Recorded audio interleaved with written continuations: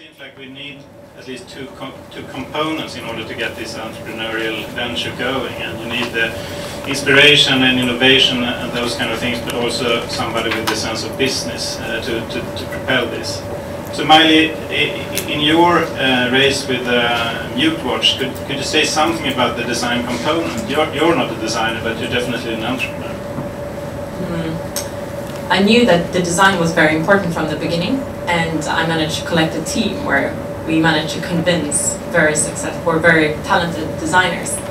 And I see all our suppliers as the co-entrepreneurs, because they all are. They take a substantial part of the risk in the beginning, taking our project on board, knowing that they don't know if we can pay the first bill, perhaps, but they don't know if we can pay the second. I don't think it's the same personality that drives the business that does the design.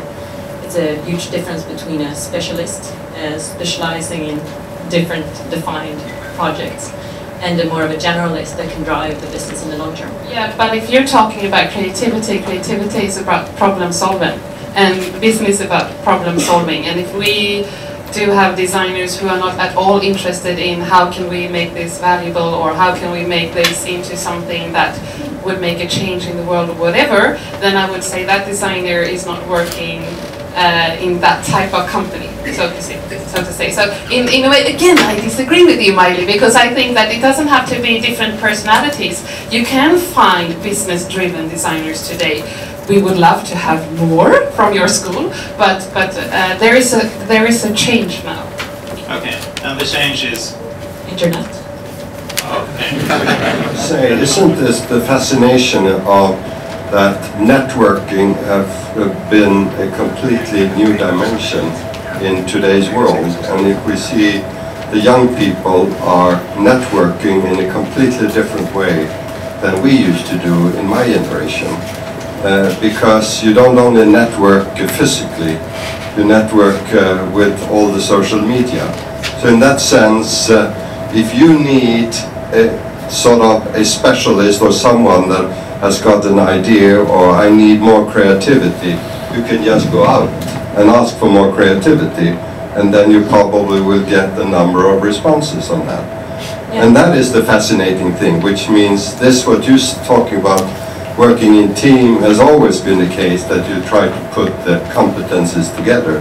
But now it becomes both much easier and probably much more stronger in that sense, because it's not necessary competing or whatever and taking all the efforts to bring it together. Now you just go out, I need someone that can do this. Does your employees go out Facebooking to find the right competence, or how do they find it within the corporation? Well, I think those companies who believe that you shouldn't allow Facebook surfing during a working hour are absolutely out of the reality. Yeah. Because firstly, of course, it's clear you should do it for the work purpose, but at the same time, that's the way you network. And that's exactly the same thing I hope and guess and see at least some of our employees in Unilever. Not all 165,000 are doing it at the same time, but surely you can see big companies are actually more federations of small companies. Yeah. It's not just one big unit, it is a lot of small units that try then to figure out how to work together. I would say that we did a lot of listening, and a lot of we also emphasized that we actually do also what they're doing. So when they were out on the fields, we were helping them, even though we weren't that effective. But I mean, that's, from our point of view, that's what it's all about, to listen to people and hear what they say and connect the different people or sectors who are involved in this. And also that we're using the intent is to use the already existing infrastructure of the organization that helped us, who have resource centers all around the country and also in other East African countries. Yeah, and that's also part of why it's so simple, not only because then you can manufacture them in these local blacksmiths, and also because then you can adapt it to local needs.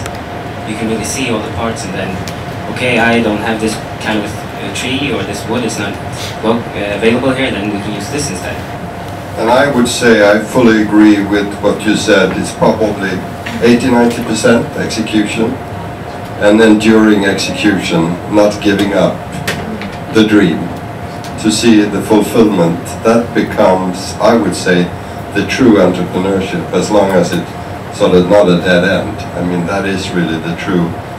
The ones that are not giving up, which means, and that is a spirit in itself, and that's a driving force, and that's a personality issue. To don't give up and just make sure it happens.